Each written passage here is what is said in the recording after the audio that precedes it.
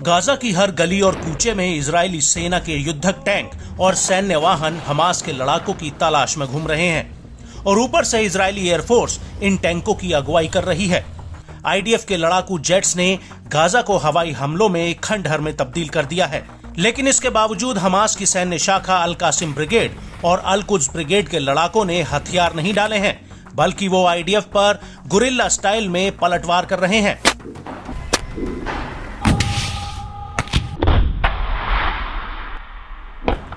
जिसकी तस्दीक हमास का ये वीडियो कर रहा है, जो दक्षिणी गाजा के खान यूनिस शहर के बाहरी इलाके का है।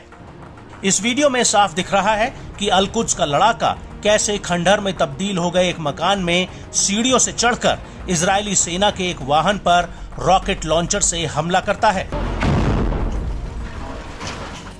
और इसके बाद वहां पर जोरदार धमाका होता है, जिसके बाद चारों तरफ धूल ही धूल नजर आ रही होती है।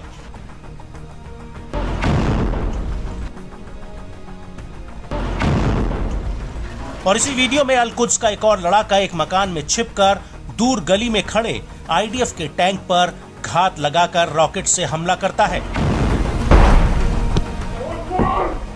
जिसमें इजराइल का वो टैंक आग के गोले में तब्दील हो जाता है।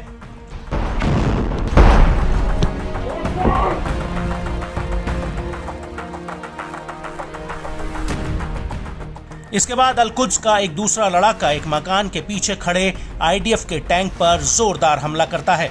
हालांकि वीडियो में दिख रहा है कि शायद आईडीएफ का टैंक भी एक गोला दागता है, लेकिन उसके साथ ही अल कुद्स का लड़ाका उसके ऊपर रॉकेट दाग देता है।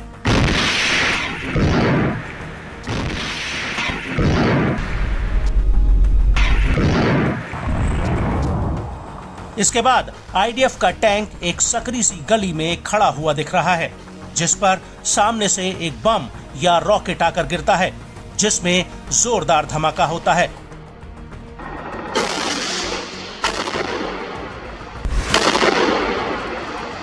इसी वीडियो में आगे आईडीएफ के एक और टैंक पर अल कुद्स का लड़ाका एक मकान में छिपकर टूटी हुई दीवार के बीच से रॉकेट फायर करता है। हालांकि टैंकों पर हमले के अलावा हमास के लड़ाके इजरायली सैनिकों के हथियारों को भी जब्त कर रहे हैं।